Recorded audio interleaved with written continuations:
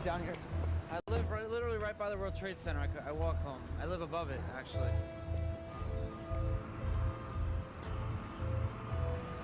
My ankle bracelet tells the government where I am every second of the day, any time of the day. But it's gonna come off when I go to prison, I think. I mean, I don't think I'm wearing this in prison, so that's what the plan is for that.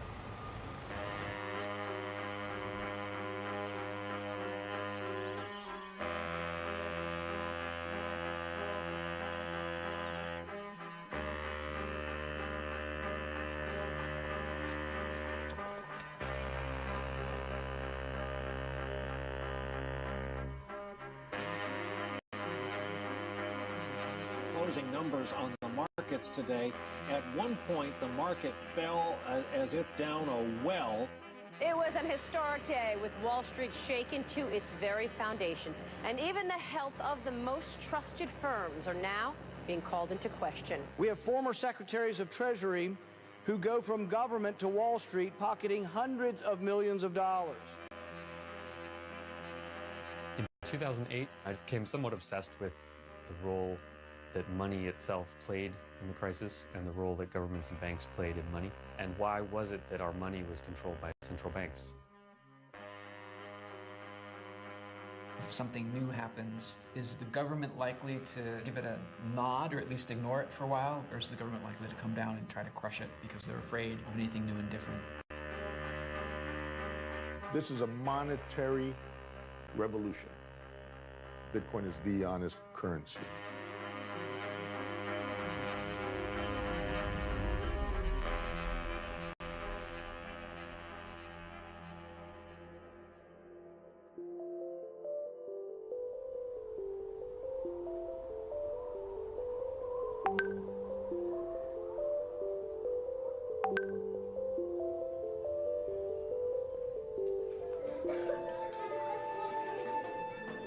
Okay, this past week we've been talking about money. I'm going to ask everybody what you think money is. Can you give me some answers now? Money is like paper and you can like buy stuff with it. So you have to have like 4 quarters for $1. You need money to buy your house, like food, water, oxygen, not oxygen. Money is basically just an accounting system. It is a way of recording who owns what, who has what, who owes what to whom. That is all money really is. And you needed somebody who could stand as the central issuer, somebody who was the trusted third party, someone who could guarantee that the money was real. And for hundreds of years now, we have had governments issue money. Again, money is just an accounting system. That's what Bitcoin is. Bitcoin is really just an accounting system. It is a way of recording transactions, recording value, and it does it digitally so you and I can send it to each other directly, and everything is recorded in the open ledger. By monitoring and updating that ledger in a collective consensus-based system, you do away with the need for somebody in the middle having to be the sort of repository of all the information. And that's what gets away from the fees, the inefficiencies, and ultimately the potential for corruption and risk that come with centralizing information in that way. What it does is it takes that trusted third-party function and it automates it. It puts it into an open ledger that is put online, that is there for anybody to see, so that every Bitcoin is accounted for, so that you know that you're not getting a counterfeit Bitcoin. It's kind of remarkable that this idea of Bitcoin was launched just a few weeks after Lehman Brothers went bankrupt and the whole system nearly collapsed. And the problems that cropped up in the crisis were very much a part of the writings of Satoshi Nakamoto. I think what the crisis showed is that the existing system had some major flaws. It wasn't working, and people were hungry for some sort of alternative.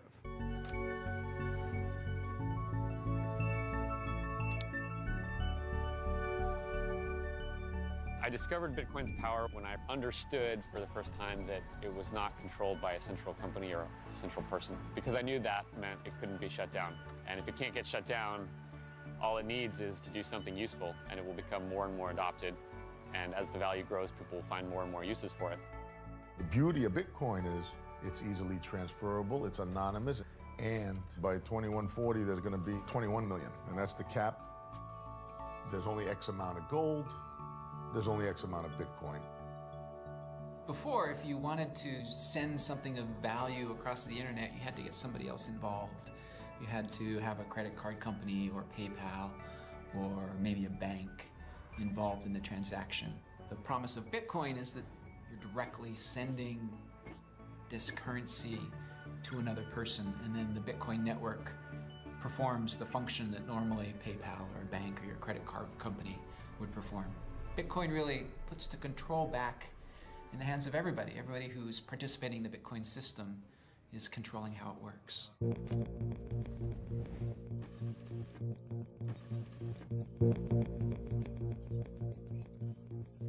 If you want to look for the genesis of cryptocurrency, it was the cypherpunk movement, growing out of a kind of a love of the internet and its possibilities, the discovery of cryptography and imagining that you could actually give birth to a new world, really, out of the internet. A world that lives outside of the nation state and outside the structures of power and the hierarchies that are associated with that. These people had talked about the need and the possibility for a digital currency that was anonymous or could be anonymized using cryptography. The cypherpunks that emerged in the early 90s were hyper concerned about privacy, about personal liberty, and a lot of people had come up with their own systems. Some of them came very close to happening. The one that probably came the closest was DigiCash from David Chaum. Privacy of payments is actually essential for democracy. The reason is not because you need to be able to make private payments in order to express yourself, but rather that in order to inform yourself, you may need to purchase information, and that's the thing that allows you to have opinions worth expressing. Although I wouldn't say David Chaum was a cypherpunk, he definitely inspired the cypherpunk movement. It's as if the cypherpunks kind of came upon David Chaum's tools, like the technology of some alien species, and they only took the weapons. They were most interested in the ones that could be used to disempower the government and empower individuals. The break between him and the cypherpunks came when he realized he would need existing institutions to help him with it. So he started talking to governments, he started talking to banks. He was very close to having this thing happen in the late 90s, and nobody was really prepared for this outside of the cypherpunk movement. People seemed like had almost sort of given up on the project. Other than a few experiments here and there by Hal Finney, Nick Szabo, the conversation around this really died down. And then all of a sudden it came back to life after the financial crisis, and you had people going back to those experiments in the 1990s and looking at new ways of putting those ideas together. Nick Szabo in 2006 had just finished up a midlife stint at law school, and if you look at Nick's writing around the financial crisis, that it really revived his interest in these ideas that he'd been working on in the 1990s with privacy and contracts and the problems of governments and other trusted third parties. And he brought BitGold back into the conversation. So Hal Finney came up with his own system. Adam Back has Hashcash. Wei Dai has B-Money. Szabo has BitGold. So what Satoshi did in 2008 was Satoshi took a lot of these ideas and made them work and created an encryption-based protocol. It's not really a currency, utilizing a ledger called the blockchain, allowing for many kinds of transactions to occur. Contracts, all kinds of things can be built into the blockchain. And it does this through a system of consensus building where multiple computers all participate in the management of the blockchain ledger, the kind of digital document, if you will, that keeps track of all the payments.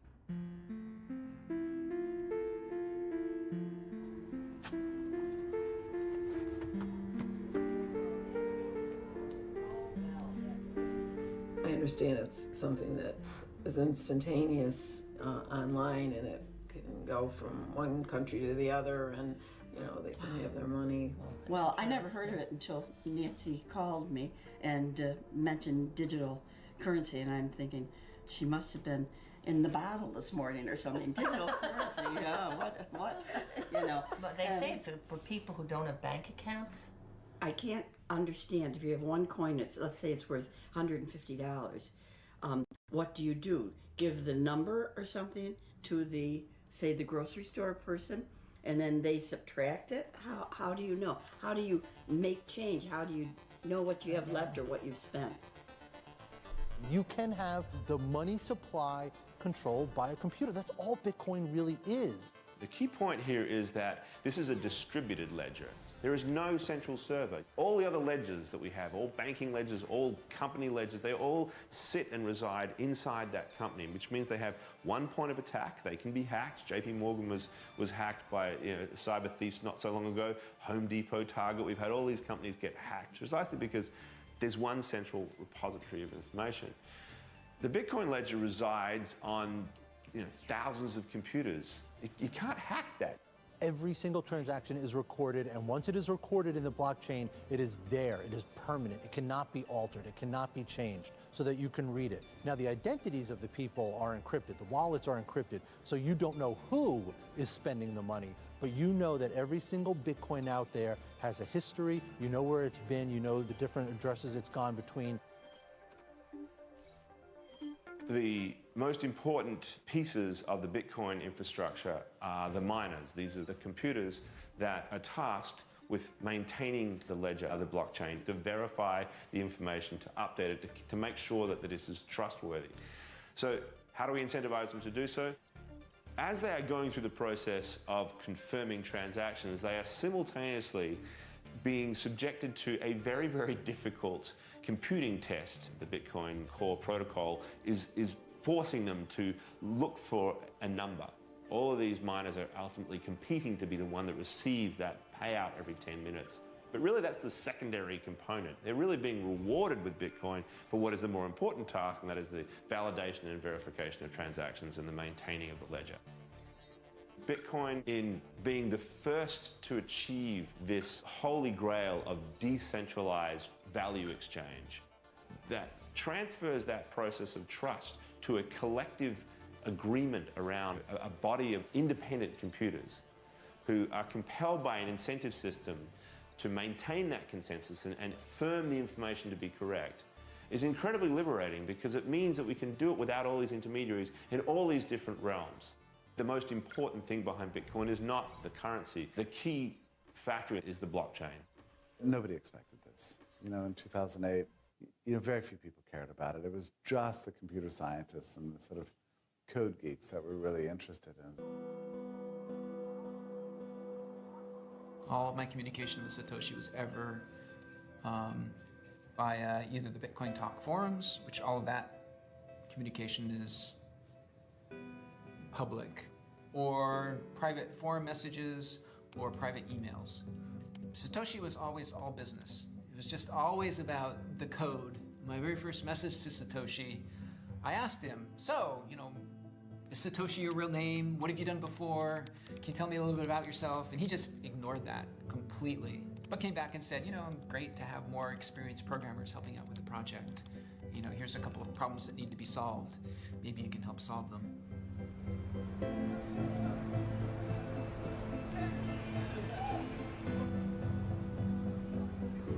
In 2011, I was into Bitcoin sort of just as a hobby. I didn't really know what to do in it yet. I was trying to meet everyone I could, figure out what projects would be cool to work on. I met Roger Ver sort of in August of that year, and a few months later he recommended to this guy Charlie Shrem, who started BitInstant, that Charlie should hire me as the head of marketing for BitInstant. Bitcoin is cash with wings. It's the ability to be able to take a local transaction and do it globally. And that's why Bitcoin is going to overturn the financial infrastructure. Bitcoin is like the largest socio-economic experiment the world has ever seen. Our conversations would range from, the mundane and practical, like how the hell are we going to get another bank account since our current bank account's probably going to get shut down any day now, to very high-minded aspirational ones, like, is this actually going to change the world in a good way? Are we just a bunch of crazy people who don't know what the hell we're talking about? Or are we actually starting to initiate an industry which in hindsight will look obvious to everyone, but right now, not. Charlie Shrem was, at that stage, a fairly high-profile figure in the vice chairman of the Bitcoin Foundation, and one of these Bitcoin millionaires who'd made a lot of money very quickly and really played an important role in the infrastructure of managing the movement of funds around the system in that early rudimentary phase. 632 bid, 654 offer in the New York cash market for Bitcoin. Buyers right now will pay $632 cash on the spot. Where have you been getting your Bitcoin, sir? Who's next for the Bitcoin? You want to know what Bitcoin is? I don't want it anymore. I know what it is. You know what I prefer? I prefer dollars. But I have Bitcoin, and in the last 2 weeks, I got 1/3 more dollars from the Bitcoin. Call me in a year and let me know how it's going for you. If you want to go on down to 40 Broad, right next door to the stock exchange there, to the New York Bitcoin Center, you can buy and sell all the time. You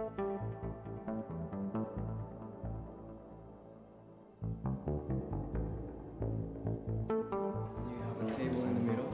Yeah. Just one small table round, and it have flowers, like a flower arrangement.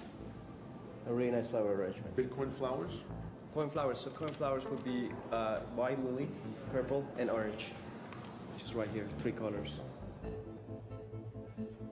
We're putting together the first Bitcoin center here in New York City, right next door to the New York Stock Exchange.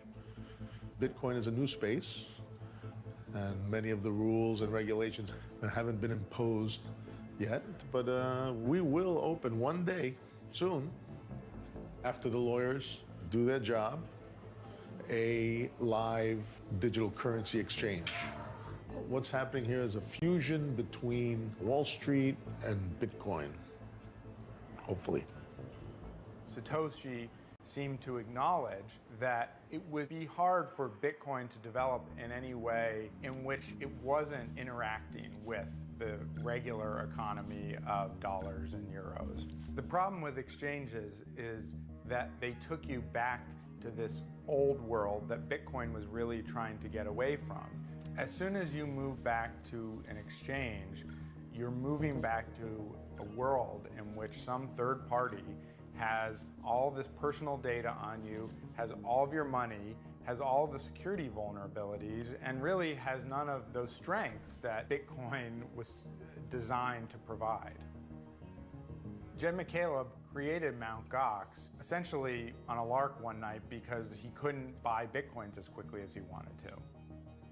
And interestingly, he did it by starting with a URL that he'd previously used to run a magic card trading site. So you get an idea about where some of these ideas are coming from.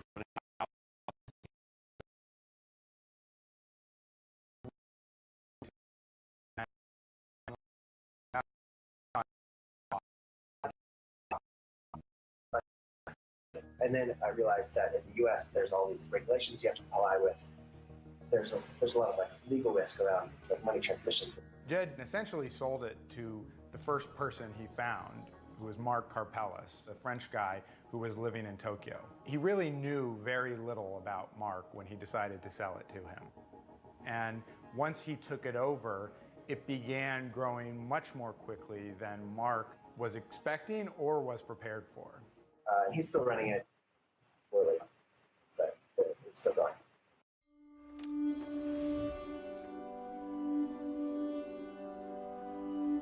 There are 21 million Bitcoins programmed into the system that are going to be released. It's a set number. But within that, every single Bitcoin can be divided up into 100 million different pieces. So there's room for it to expand as the use expands, especially in the emerging markets, in the developing world. That is really the most interesting place to see where this thing goes. So in my pocket, I have 100 trillion Zimbabwe dollars from the Reserve Bank of Zimbabwe, just as a reminder of what happens if our governments screw up our money. Zimbabwe is a good example of a government that lost the trust of their people. And they lost the trust of their people by printing too much money and causing runaway hyperinflation.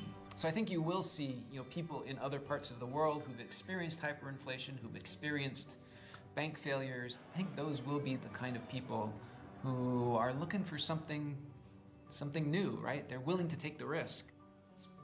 A lot of us take the capacity to send money to others, receive money, store money, and do it electronically these days for granted because we are amongst the lucky 50% or so of the world that have bank accounts. But 2.5 billion adults in the world do not have access to bank accounts. A technology like Bitcoin, cryptocurrency, has the capacity to bring those people into the financial system, to give them this power to effectively have what you could argue is a bank in their cell phone, a bank in their pocket, really could open up commerce to a lot of people who are currently excluded from it.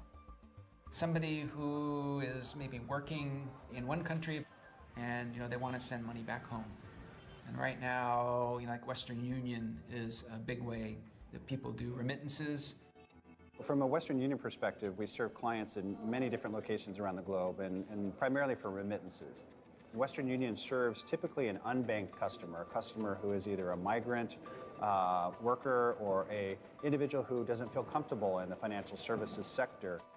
And the problem with remittances is they're really expensive. So if I'm sending $100 back home, I may end up spending $5 or $10 just on fees to get that money back to my family. That's a huge percentage if you're poor and working. So since Bitcoin doesn't care about borders, I could just send Bitcoin to another country, and if my family in that other country has some way of spending that Bitcoin or has some way of exchanging that Bitcoin into the local currency, then it's just quicker and cheaper and more convenient. And a lot of people think that remittances will be one of the really big first uses for Bitcoin.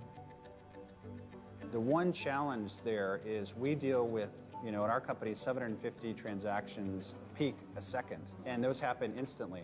If you look at a blockchain, you have to wait for verifications, and if you do a recent test, it takes about 15 minutes for every transaction to be validated by the network.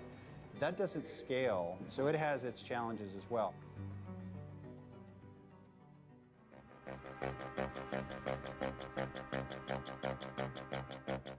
WikiLeaks, which solicits and publishes secrets and suppressed material from whistleblowers around the world, has been under cyber attack from governments that want to shut it down. PayPal is the latest business to break ties with WikiLeaks, but the whistleblowing website dedicated to publishing classified government documents still continues to seek funding while crossing out PayPal as one method of payment. In order to ensure our future survival, WikiLeaks is now forced to temporarily suspend all publishing operations in order to direct all our resources into fighting the blockade and raising funds. The WikiLeaks scandal seemed to provide an opportunity for Bitcoin. At the time, the big banks and credit cards stopped processing payments for WikiLeaks, and some people thought that Bitcoin would provide a way to send donations to WikiLeaks.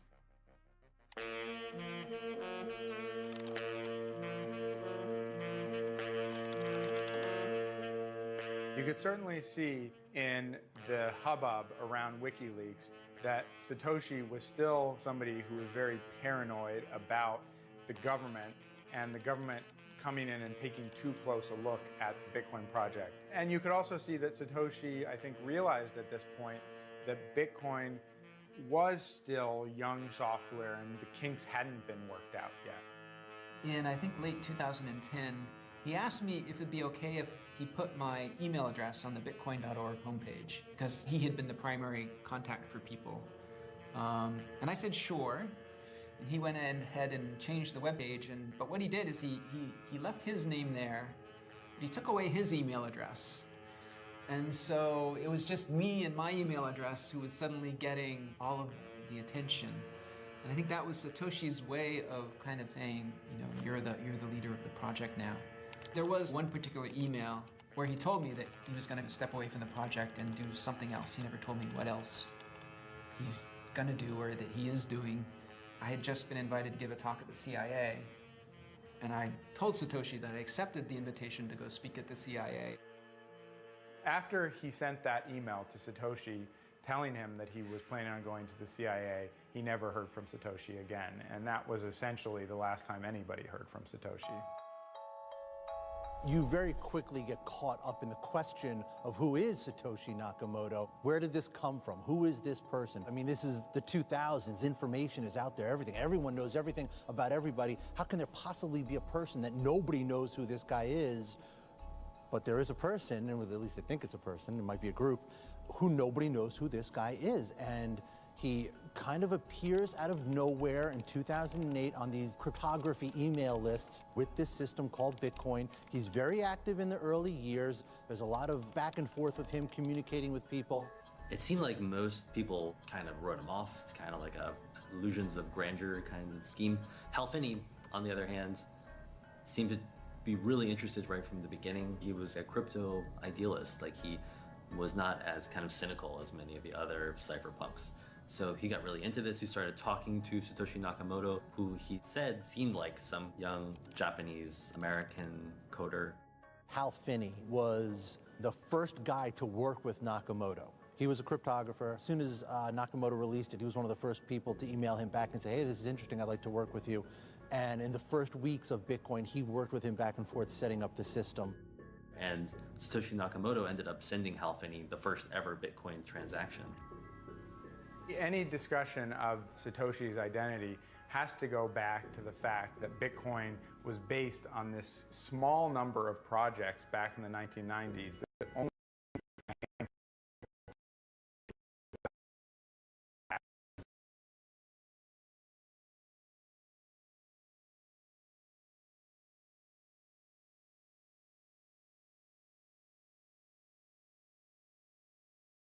At one point or another, they've said, well, he must have been Satoshi. They've all come out and denied it. Probably somebody who started out in the 90s in California with the cypherpunks, somebody who was very, very good at cryptography, who understands encryption, and has done a wonderful job of just separating Bitcoin from anything that can identify him. I think for Bitcoin's sake, the continuing anonymity of Satoshi has ended up being a really good thing, because people who have gotten involved in it have been able to write their own ideas and dreams onto this technology, and there was nobody there to say, no, that's not what I meant.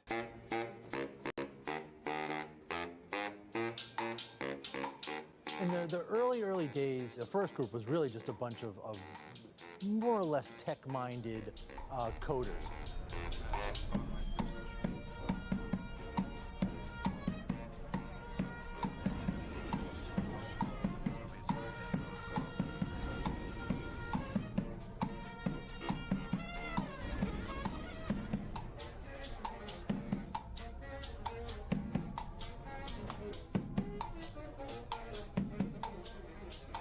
Then you had the libertarians come on board who saw it through a political lens. I'm excited to be a little bit of part of it with allowing and accepting Bitcoin. And then you had these two groups working together, and they overlapped too. And the timing was very good because the existing system was in utter disrepair. It was like a match to a pile of wood with gasoline poured on top of it. And the whole thing kind of really goes viral and takes off. And then you have the suits, the VC money. And it was very small at first, just a couple guys out in Silicon Valley who ran into Bitcoin guys at coffee houses, and you started having this meshing of conversations. Once Silicon Valley gets on board, that whole dynamic starts to take off. So now you have the tech-minded coders, the libertarians, the counterculture people, the VCs, Silicon Valley, and you have this entire great mishmash of people coming together. You had a network effect. The more people that got involved, the stronger the network got, and the more it grew, and it really started growing on itself. And in 2013 especially, you would literally see this thing mushroom. The thing was just growing, growing, and growing, and growing as more and more people got involved. I think most Bitcoin companies at the time knew that a big part of the market for Bitcoins was people buying drugs on Silk Road who needed Bitcoins to do that. The big bang moment for Bitcoin was the Silk Road. What Ross Ulbricht did by creating the Silk Road was he took this by no means common but usable cryptocurrency called Bitcoin, and he married it with a streamlined, workable user interface that was a free market that could sell anything. what would happen if people were really free, truly free, to trade what they wanted to. Ross did have an extremely radical libertarian viewpoint and really wanted to experiment with using technology to create free markets for people. What Ross Ulbricht did was a combination of Tor and Bitcoin. That was the aha moment that Ross must have had. The Silk Road was basically the fruition of all of the cypherpunk dreams, the crypto-anarchist utopia that they had imagined in the 90s, was real now. This was a perfectly, in theory, anonymous website with perfectly, in theory, anonymous money used to buy any contrabands imaginable. The Silk Road website is a particular headache for authorities. It's an anonymous online marketplace where people sell drugs that are posted to customers all over the world. Cyber investigators, when there's a crime, can kind of trace you back because you have an IP address. It's like a telephone number. So if you call another computer, that IP address is tracked. On Tor, that's taken away because your information hops from computer to computer to computer. So there's no way to trace you back to your original one. Tor is an anonymous system. So if you use the Tor browser, which it has a browser, you can go to Tor and download their browser. You can browse with some degree of security. So that's great for plugging your banking information into a site so you don't get hacked. The other component of Tor, which has similar uses, is called Tor Hidden Services. And Tor Hidden Services is actually, to put it simply, a URL that doesn't have .com on the end, it has .onion.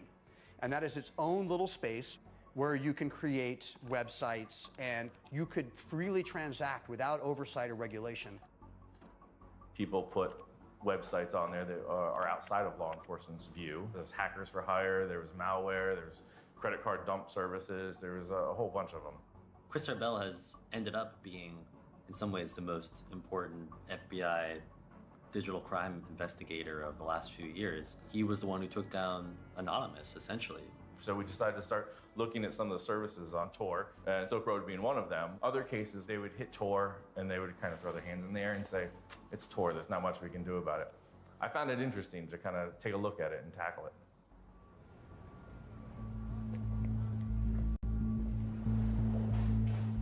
BitInstant was basically born because if you want to move your dollars into a Bitcoin exchange, it takes at least 3 days. And since the major exchange in Mt. Gox was in Tokyo, it could take a week or more. So that's really problematic. And basically, Charlie had figured out that if he just held a balance of dollars at the exchange, you could go to him and say, Charlie, I'll give you $100. Will you give me $100 of credit at the exchange? And you can literally then have your dollars at the exchange in 10 seconds as opposed to a week. So that's hugely helpful, especially when Bitcoin is so volatile and you need to know exactly what price you're going to get. Charlie was raising capital right as I joined. During that process, he came across lots of interested investors who were starting to get a whiff that maybe this Bitcoin thing was cool. We had an interesting debate early on about do we invest in Bitcoin or Bitcoin companies, and we sort of decided to do both. More towards investing in actually Bitcoin in the asset early days, but also trying to place a few bets in the ecosystem to support the companies, support the entrepreneurs, and see how that went. A few days after they first found out about Bitcoin, they were in the BitInstant offices in New York meeting with Eric and Charlie, and Eric and Charlie essentially talked them through Bitcoin and answered all of their questions and concerns. What made you invest in BitInstant? There are a lot of companies and exchanges and websites. With respect to Bitcoin, regulation is obviously a big question. What you do want is a company that sort of takes that seriously and understands that there's the technology element, there's building the company, and then there's also creating the company that works with regulators. And so that's BitInstant. It's not this sort of completely underground thing. I mean, Charlie, the CEO, happens to have been in the space for a long time. So he's sort of on the pulse and the cutting edge. You come out and you say, we want this Bitcoin thing to overturn everything, but at the same time, we have to be compliant, and you have to know your customer. You have to know every single customer, no matter what, even if they're transferring $1 or $1,000. And how reasonable is that? The term money laundering was invented by banks, and knowing your customer shouldn't be this complicated, expensive thing, and you shouldn't treat everyone like a criminal in the beginning. They really wanted us involved. People were really friendly because it benefits you to onboard more people in. So Bitcoin's always been this very friendly community, and it's also, in some ways, it's self-serving that way. But we were there for the right reasons. At the time, BitInstant was the big company other than Mt. Gox. It was the way that most Americans were able to buy Bitcoins. Here it is. So BitInstant was located right there.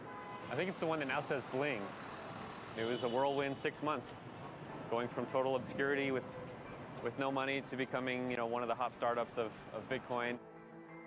But almost as soon as the twins made their investment in the company, it began falling apart. The twins had a much more practical approach to Bitcoin and BitInstant. They wanted to see the company making money and making as much money as it could, as quickly as it could. They saw early on that it would be regulated, that it wasn't going to be this big and have no one be interested in regulating it. So they feared that all kinds of regulators would come in at all different angles and tie the thing up in a complete morass where nothing would ever get done. So they wanted to help drive the regulation so that whatever regulation would be there would work and would not end up being a complete dead end for Bitcoin. That strategy is smarter from purely a business perspective, but I'm not in this purely from a business perspective. I'm in this for business and because I'm trying to change the world and make it better. And building Bitcoin companies and begging for regulation that matches exactly the banking regulation that has caused so many problems, I feel like is counterproductive. For the most part, BitInstant was actually taking steps to make sure that people weren't using the service for illegal purposes. But Charlie made the mistake in dealing with BTC King of acknowledging that he knew what BTC King was doing and that he was acquiring Bitcoins to sell them to Silk Road customers. In this case, Charlie worked with the guy and wrote emails that essentially acknowledged he knew what this guy was up to.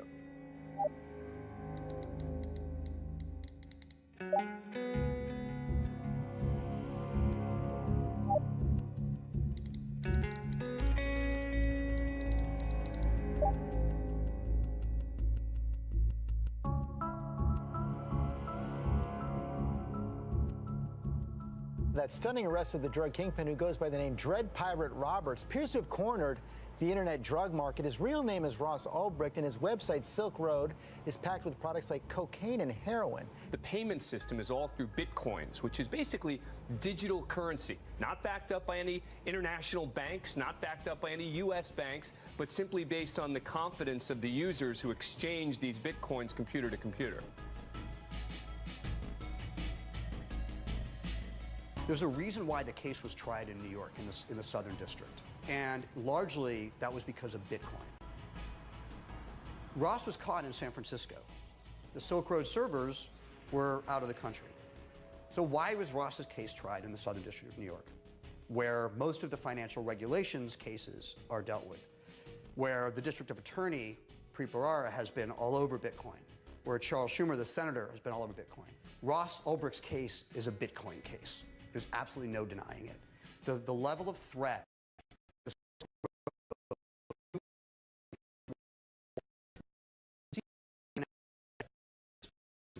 the idea that somebody could create a marketplace where you could freely transact without oversight or regulation had to be dealt a massive and public blow.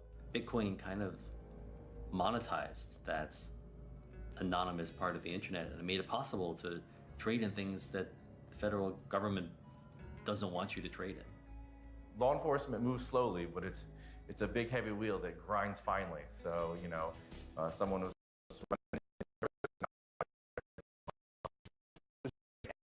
that their intention, as the judge herself said in her sentencing, was to make an example out of Ross, was to say to all of you people using Bitcoin, to all of you people who want to tangle with unregulated marketplaces and technologies and open source, cryptocurrencies, we will throw the book in its entirety at you if you do this. we see a whole bunch of Bitcoins. In order to sell those Bitcoins off or go to an exchange, you have to fit within federal law and state law. There's not really an exchanger that could handle that met those regulations at the current time. So it had to be handled through auction.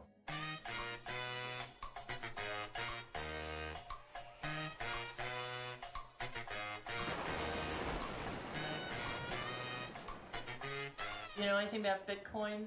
There's an article in the Wall Street Journal today on Bitcoins. Really? Right here, if you want to read it. It is. Digital currency, did you see that? Wow. Oh. Digital currencies will disrupt global finance, transform the way we pay for things, and just maybe make the world a fairer place. From what I read on the computer, they have had some problems. It does say here it's a haven for drug dealers. Yeah. Wow. The reason is because you can't track it. Well, I think I don't like this idea at all.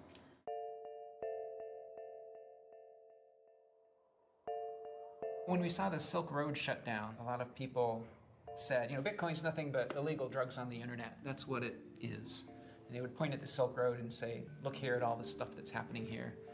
And I think when you saw the Silk Road shut down and Bitcoin transaction volume take a tiny little dip and then keep going up, you know, I think that was a great event to point at and say, you know, it really wasn't about that. It really isn't about that. You know, it's a tiny little part of the economy. I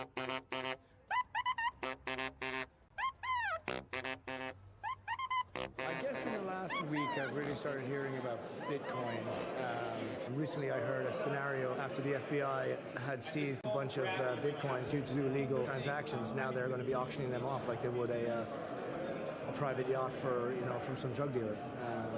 So that in a way legitimizes the use of it as a currency.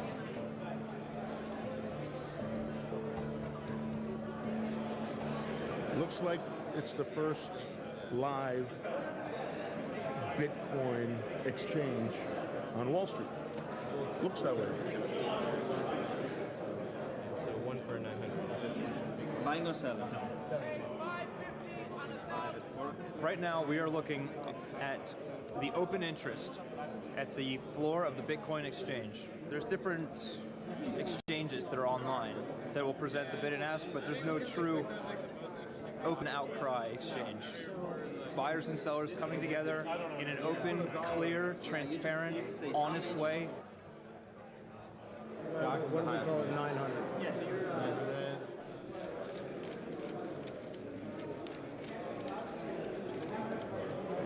Here's my transaction, probably the first two transactions of the day.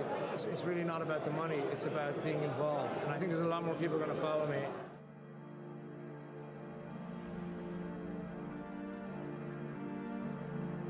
Charlie Shrem, 24 years old, arrested today and charged with engaging in money laundering. Shrem enabled people to transfer money from Bitcoin to cash via his company called BitInstant. Now, the other point that the DEA is making is that Shrem bought drugs online at Silk Road and that he knew Silk Road was a trafficking website. And we know the Winklevoss twins, who obviously were featured in the movie about Facebook, they're actually investors in Shrem's company. Yeah, you know, a lot of people are very excited by this idea. They like the idea that you can have a currency that is not tied to any kind of central bank. But at the same time, I mean, think about it. If you're in the federal government, you don't like the idea that people could effectively use another form of cash to buy things that they shouldn't be buying online. With me, it wasn't all my customers. It was one customer. Out of about 100,000 customers, this was one customer. One single, and I made that case in my sentencing. I said, Your Honor, this was one customer. It happened that literally I was coming home from Amsterdam. It was on my sweatshirt. I was still stoned. I didn't know what was going on. Charlie did not know when to shut up, and that ended up getting him in trouble and probably led to the end of his company. But they got me under the Patriot Act, and it's money laundering because I knew that the money I was taking was eventually possibly going to be used for drug trafficking. Now, drug trafficking is not buying drugs, it's selling drugs. I didn't have the drug seller, I helped the guy buy drugs. But I never went to trial because, and I pled guilty because who wins at trial? You know, like this guy Silk Road, he's gonna go to life. In trial, all I needed to get was a lady whose son died from a cocaine overdose, and the jury would have convicted me right there. So essentially, Charlie was selling Bitcoins to a guy who was selling Bitcoins to people who were putting drugs into their own bodies. And for this, Charlie was charged with crimes that could have put him in jail for 20 years. That's what the prosecutors were shooting for. We have banks that have ATMs on every street corner in America, and those banks know very well that that cash is getting used for drugs. And yet, that's fine. They're allowed to do that. No one gets in trouble. But Charlie sells Bitcoin to a guy who sells Bitcoin to someone who uses drugs, and he goes to jail. He was an entrepreneur that started building this industry, built services that people found useful, when bankers almost destroyed the world economy, and none of them got in trouble whatsoever. And here we have this 23-year-old kid. He goes to jail because he started building an alternative.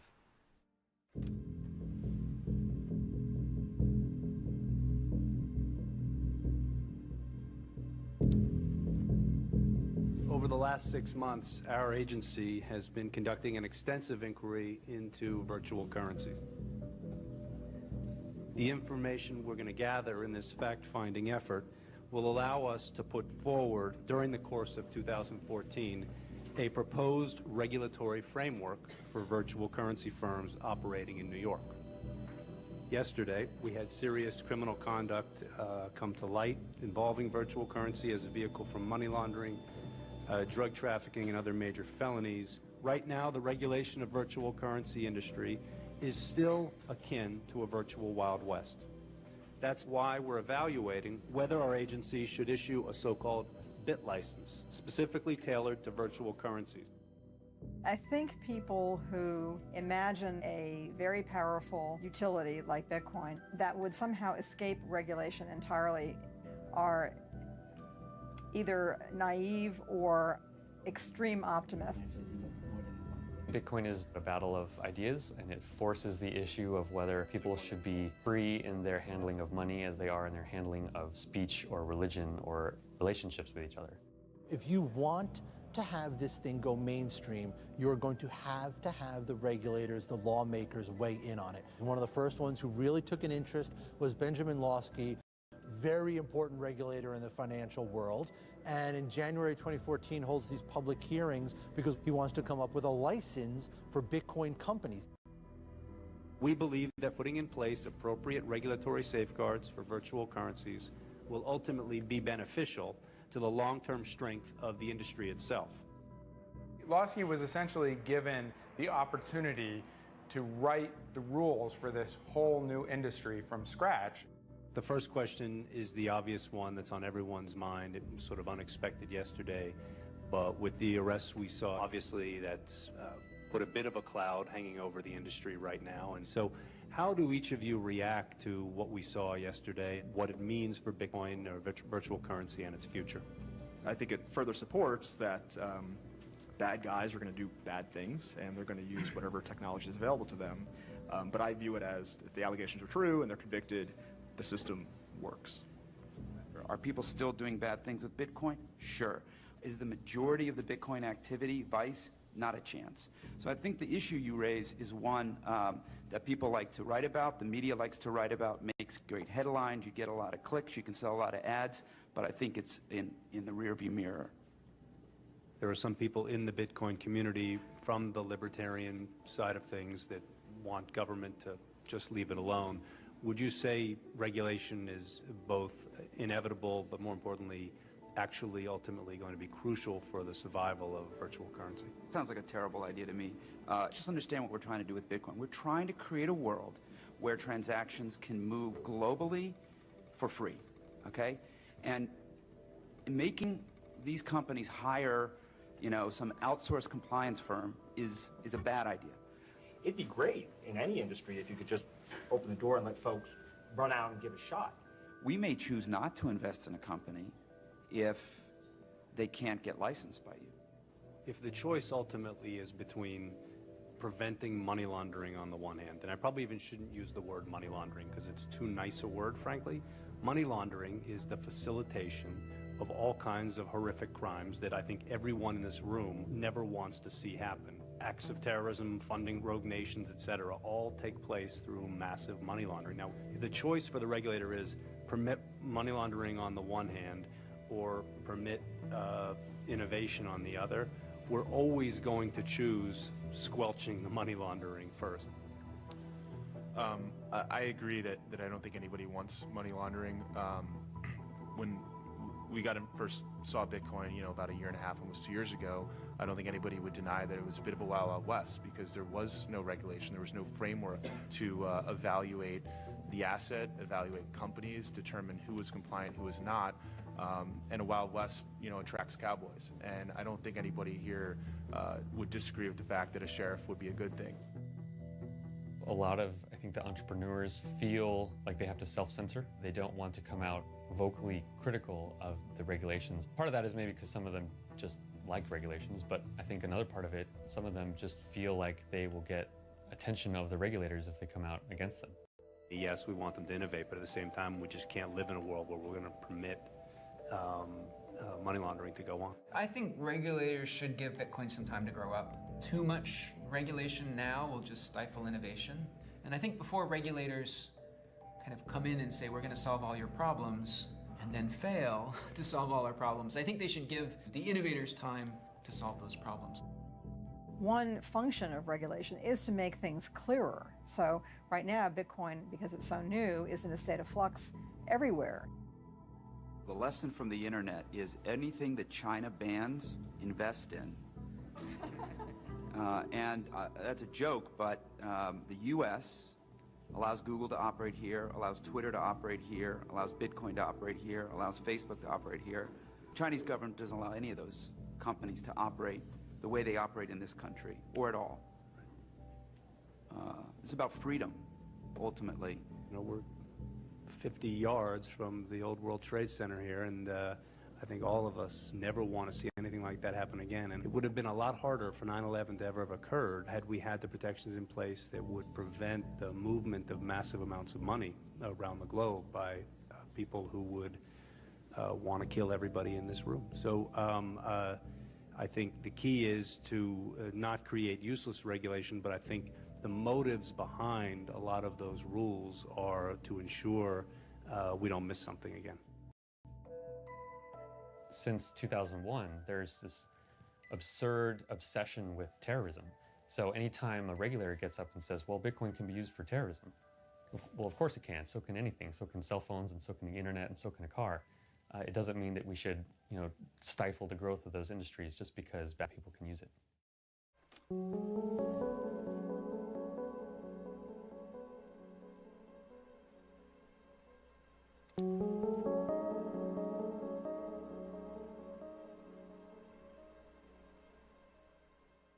This has arguably been the worst week in the cryptocurrency's short life, stung by the collapse of once dominant exchange Mt. Gox.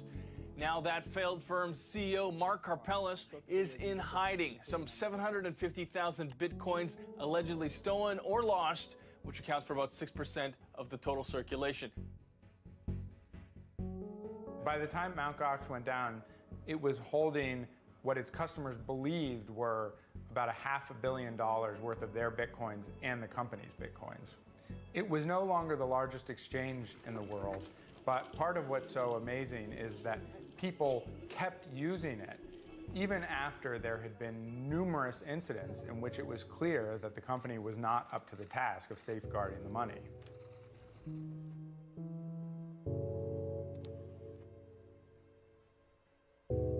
And the only reason he survived as long as he did was because in 2013, the price started going up. People kept putting money into it. He had more and more money because the price was going up.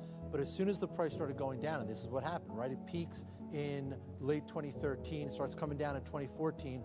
As soon as that price started coming down, it all just tumbled for him. Gox was going to collapse. That it lasted as long as it did was actually kind of a stroke of fate. But its failure was it didn't have the kind of more boring mainstream institutional controls that we require to bring it to the next level. And there's a whole bunch of money missing, and no one knows if they just lost it, if it was stolen from them, if they embezzled it or what. But the important lesson from Gox isn't that Bitcoin doesn't work. The important lesson from Gox is that you don't leave your money with a trusted third party, because you can't always trust them. You can only trust them until you can't. This was also a lesson that people were supposed to learn during the financial crisis, but they don't seem to have learned it yet. Mark Karpales was a gamer. He was not a finance pro.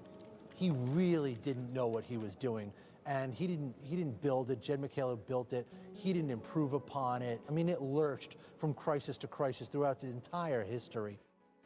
Last year was a terrible year for Bitcoin, and especially a terrible year for the foundation, because we had two of the people on our board of directors who had to resign in disgrace, basically. You know, my expertise is technology. My expertise is not figuring out, like, who's trustworthy, who's not, you know, which businesses are going to succeed, which businesses are going to fail. After we had held our hearings, we thought we would take 6 months to 9 months to even a year to draft our initial regulations. This was so complicated that we wanted to really take our time and get it right. What happened was, though, Mt. Gox collapsed. And I think that gave us a real renewed sense of urgency, and we realized regulation right, we could create more confidence in Bitcoin, frankly, as opposed to the sort of loss of confidence you saw not only from the Silk Road case, but also from the collapse of Mt. Gox. So your sense, though, of the regulators right now, Right. I assume you've had conversations. The discussions that we've had, I think everybody recognizes the innovation and doesn't want to stifle it. They just want to make sure that there's healthy regulation, so it's used in a safe and productive manner. I'm not giving up on New York. New York's giving up on me. I can't even turn on a Bitcoin machine. An ATM, I can't turn it on. I can't make trades. I can't do anything. There's no cash flow at all. And it's potential regulation. It's regulation that I should believe is coming down the pipe. Like, I don't want to do anything that someone's frowning upon right next door to the stock market. They're going to lock me up. You know, you can't have an exchange. Well, we don't. People meet then and exchange with each other. New York's sitting there on the high horse, and the whole world's waiting on New York to create some fucking license.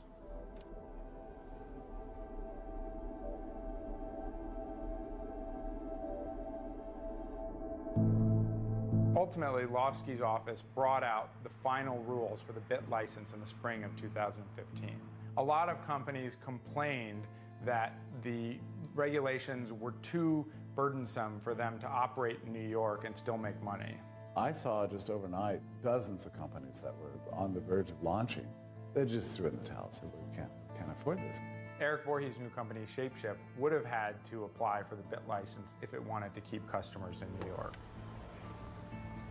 So in my lap here I have the application forms for license to engage in virtual currency business activity, which is a very statist way of saying the BIT license. This is the application to be approved to do basically what we've all been doing for years now, which is building Bitcoin companies in New York. And a lot of stuff in here I personally feel is unethical, so we're not going to comply with it, which means we have to block New Yorkers entirely. And when an entire new industry starts blocking a place like New York that used to be the financial center of the world, hopefully some of those politicians will take notice. The point of it is to, one, make sure there are enough consumer protections, two, make sure we have adequate cybersecurity, three, make sure that the companies are adequately capitalized so they don't collapse upon themselves. You know, you've seen a tug of war between the hardliners and those who are saying, you know, you've got to have enough space for innovation in here. And the system has come out, I think, probably stronger as a result of that. And there's a widespread view amongst certainly the business Bitcoin community that some level of regulation gives legitimacy to what they're doing. It gives people confidence in what they're doing. This is an important part of growing up. Ultimately, they're not going to get it right because no regulation is ever right. But I'm highly confident that whatever happens going forward, the BIT license will be looked at as a positive development in the evolution of Bitcoin, because it just removed one of the biggest pieces of uncertainty, which is how is this issue going to be regulated? I think most of us, at least a lot of us, think that sensible regulation that sets guidelines, that makes sure people's money doesn't just go into a black hole, that's a really important thing, that regulation. I'm sure Satoshi wouldn't be happy to see this kind of thing, which is not based on the logic and reason that a programmer is used to. I think a lot of developers, understandably so, try to stay out of political nonsense. It has been one of the biggest mysteries raging across the internet. Who is Satoshi Nakamoto? Newsweek published an article claiming the man in these images is the Bitcoin founder. The man who created Bitcoin is known as the father of Bitcoin, the online currency now worth billions. When you asked him about Bitcoin and he says, I can't talk about this anymore, he was not referring to Bitcoin. But with me, he definitely acknowledged Bitcoin. I think at this point now he's saying he was confused by the conversation. Clearly somebody thought that we did this as an act of war against Satoshi Nakamoto or Bitcoin, and I want to be very clear that I certainly never meant it that way. I have nothing to do with Bitcoin. It was a monster story. How did they figure it out? Oh my God, look at this guy that they named. His name is Dorian Satoshi Nakamoto, living in California, basically hiding in plain sight. It becomes a gigantic media scramble. And then Dorian emerges from his house looking kind of disheveled, looking kind of confused, and says he's not Satoshi Nakamoto, says he's never heard of Bitcoin. He doesn't understand. He had one conversation with Leah. She misunderstood what he said. She took it the wrong way. And you probably would have had to have been a cypherpunk to understand all the elements of it that had already been put together. The odds of it seem very low to me that it was somebody from completely outside that community who happened to know all these different things and put this together and appear out of nowhere. The day that Newsweek's story came out, naming Dorian Nakamoto as the creator of Bitcoin, I got this email from an old acquaintance that was titled, "What are the odds?" And it's laid out the fact that Hal Finney lives less than 2 miles away from the known address of Dorian Nakamoto, where Newsweek had found him. And Hal Finney is the #2 ever user of Bitcoin, who received the first Bitcoin transaction. He worked on an early prototype of an anonymous currency system. He was a cypherpunk. So how could it be that the purported creator of Bitcoin and this known, confirmed, second ever user of Bitcoin hadn't ever collaborated, that Hal Finney, who was less than 2 miles away from Dorian Nakamoto, hadn't helped to create Bitcoin? Or maybe he really was the creator of Bitcoin. Maybe Hal Finney was Satoshi Nakamoto.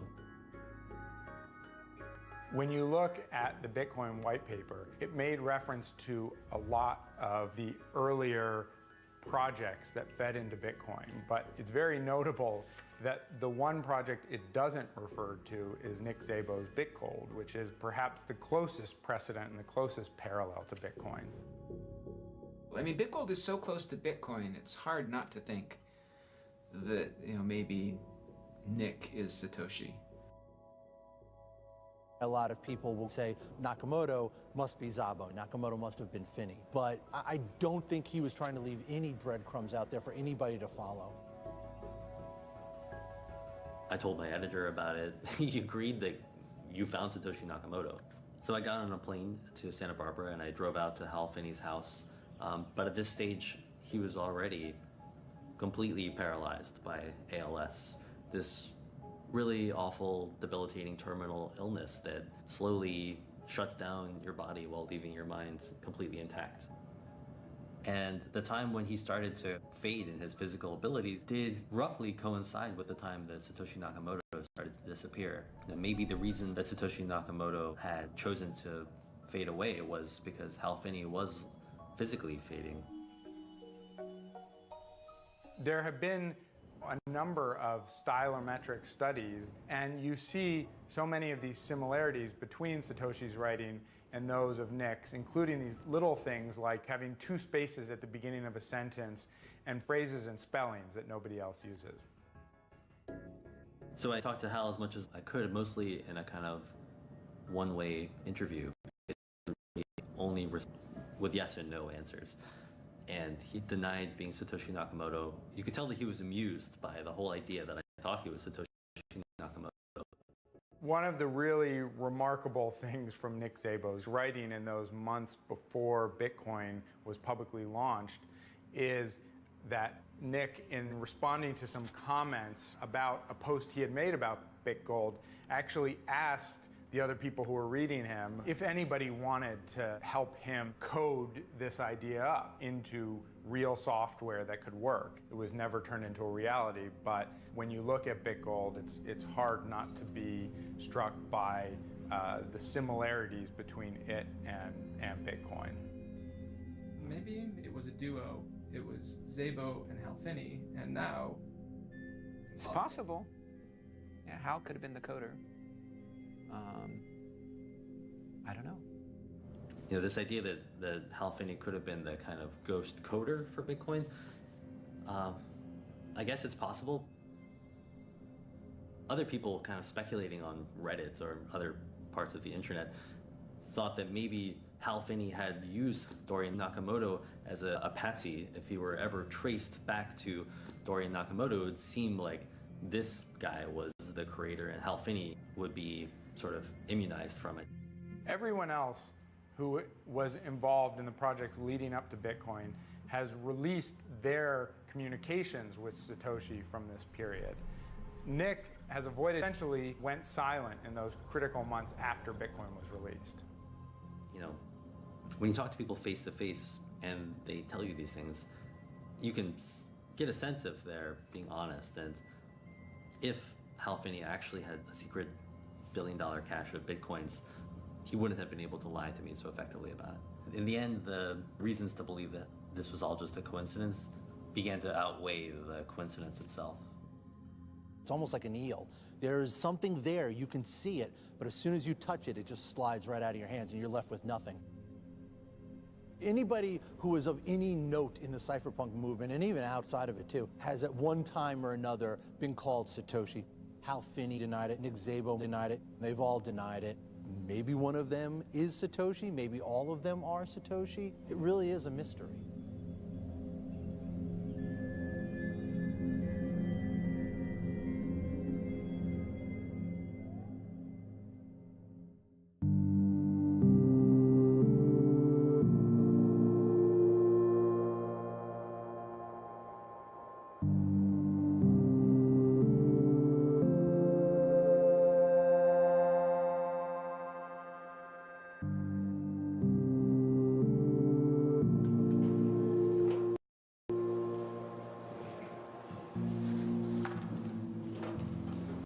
That's your original ticker from next door.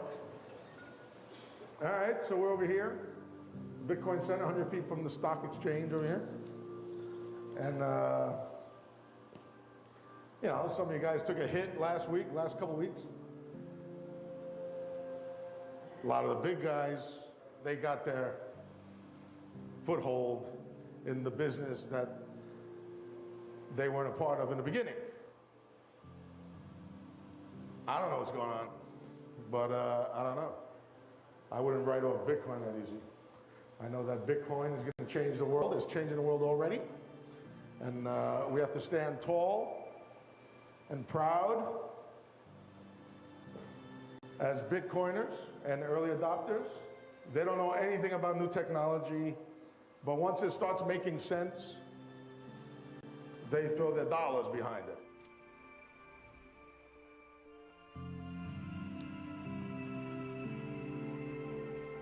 You know, unfortunately, early adopters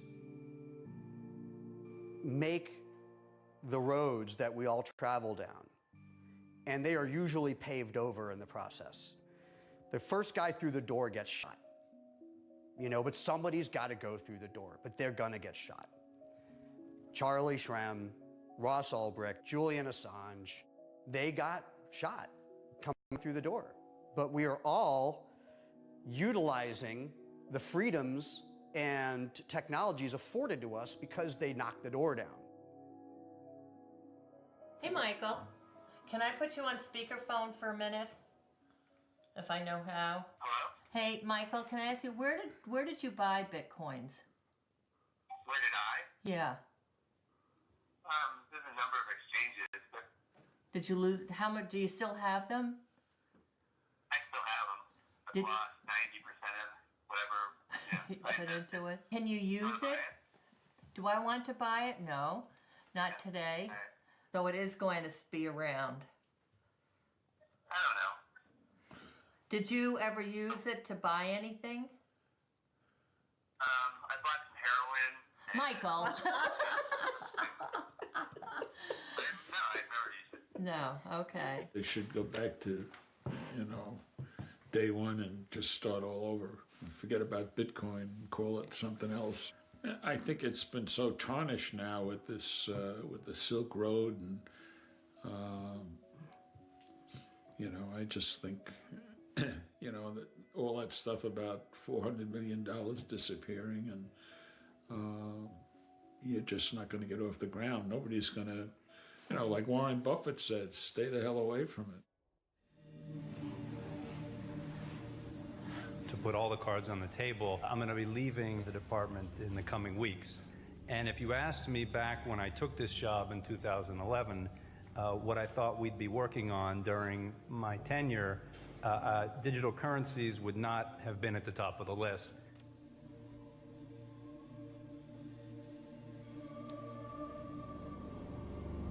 So Ben Losky created this thing called the Bit License, which is New York's attempt to regulate this scary new technology. It's now law, and he has announced that he is leaving government in order to set up his own private consulting firm to help companies navigate financial regulations such as the Bit License that he created. So we essentially had this beautiful new ecosystem being built, and Ben Losky comes by, says, I'm here to protect consumers. He builds a huge wall around the thing, and then he sits outside the gate charging people to get in. This is the very definition of crony capitalism, and for some reason, Ben Losky doesn't even see anything wrong with that. I think history will not judge him as favorably as he thinks.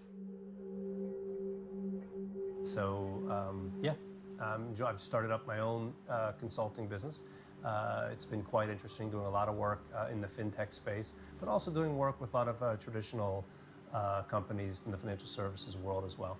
Ben Losky's team at the DFS that was working on this Bit License and the Bitcoin initiative have all ended up leaving the agency and going to consulting firms that are now working on these issues.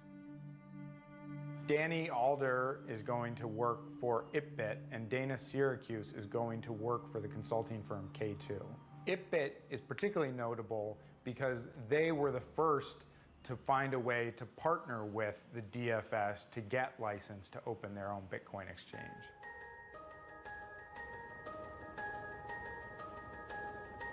When this is over, I'm definitely going to leave New York when I can. Where I'm going to go, I don't know. I think the Bitcoin community in New York is done with.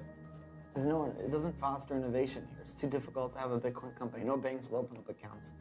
You have the threat of regulation. You have high-profile arrests like myself and others. No one wants to deal with it. When did you first start digging in on Bitcoin? 2.5 years ago, when I took over the foreign exchange payments business at JP Morgan. So you probably had, you have Mt. Gox, BitInstant, Charlie and those guys. I mean, it's interesting, almost none of those guys are around anymore. 2 years ago at all the major banks, Bitcoin was an afterthought. It was kind of a, maybe in the hallway conversation at the water cooler. And now, even this week I met with one of the other major banks. Everyone's got a Bitcoin specialist, at least one working group, kind of teams of people who are trying to figure out how to incorporate the technology into their existing operation. Banks and institutions associated with the financial system are really starting to recognize that the payment system underlying banking could be made more efficient by the application of blockchain technologies.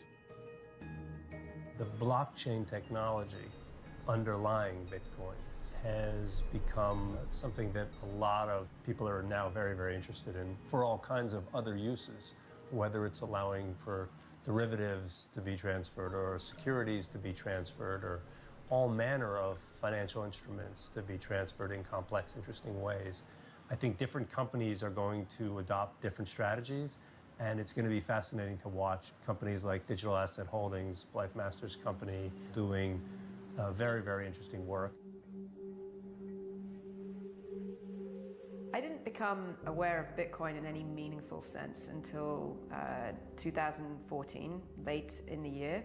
And at the time, my perspective was one of skepticism, I would say, specifically because the storyline that I heard related very much to cryptocurrency as a potential medium of exchange and store of value, which is a valid debate and application, but it doesn't have the full extent of the power that the underlying technology has to achieve. Blythe Masters is not just any banker. She is this person who I think is really seen as being behind some of the most problematic innovations in the financial industry over the last 3 decades. Blythe is the one who's essentially given credit for creating the credit default swap, which essentially provides a way to bet on the default of a bond. And the credit default swap ended up taking this place at the center of the financial crisis and these bets that banks had made against subprime mortgages. Blockchain technology eradicates a significant amount of inefficiency in the system and reduces costs. It doesn't mean that we are doing away with the need for trust in financial services at all. Bitcoin was designed to find a way to circumvent Wall Street, and what Blythe Masters is doing is essentially trying to find ways to bring Wall Street into Bitcoin and make it possible for them to use this technology as well. What the bankers seem to be looking to do at this point is create their own private blockchain where their computers are powering it rather than these anonymous miners. They want control over the system. The banks are looking at this incredibly wide array of ways that they might use this, which include, replacing stock exchanges, finding new ways to originate loans, finding new ways to move money between countries. And of course, that's going back to the original idea of Bitcoin, but now it's happening within these financial institutions rather than outside it, as Bitcoin had imagined. I have no problem with the banking system and the financial industry co-opting Bitcoin, primarily because Bitcoin can't really be co-opted. The fact that it's decentralized means no one can control it, no matter who they are or how much money they have. I think it's all good for Bitcoin. I think all of the innovation that's happening, both on Wall Street and in Silicon Valley, I think competition will take care of people who want to try to have a monopoly, or who want to try to charge more than they should for whatever product or service that is happening on the blockchain. It really is as advertised. It really is controlled by all the people who are using it, and it really is designed just to be a more efficient, more fair way of sending value over the internet. Bitcoin is not neutral.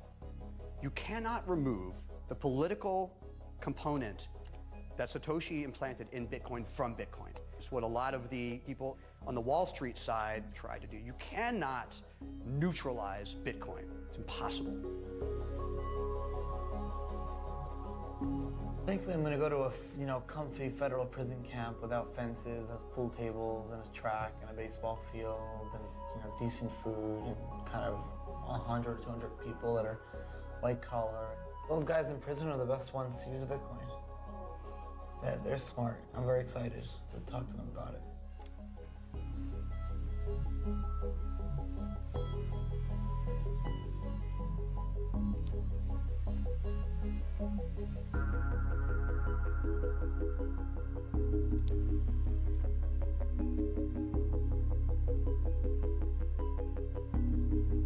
So yes, the VCs are driving this thing right now. They're pouring money into it. They're building these for-profit companies, people who have a background outside of Bitcoin, seeing the value of it and coming to it. But just because they're doing everything they're doing doesn't mean that the libertarians and the utopians have to go away. Bitcoin is open source. You can do whatever you want with it. So they're still there. They're still building their products. They're still building their vision. And if Bitcoin goes mainstream and if it gets picked up, even if it's running in the background, there are going to be elements of that. And that's kind of what utopia movements always are. The thing that the utopians were dreaming about is not going to happen the way they expected it, but I do think it is going to filter through, and you are going to see it. You're going to see it.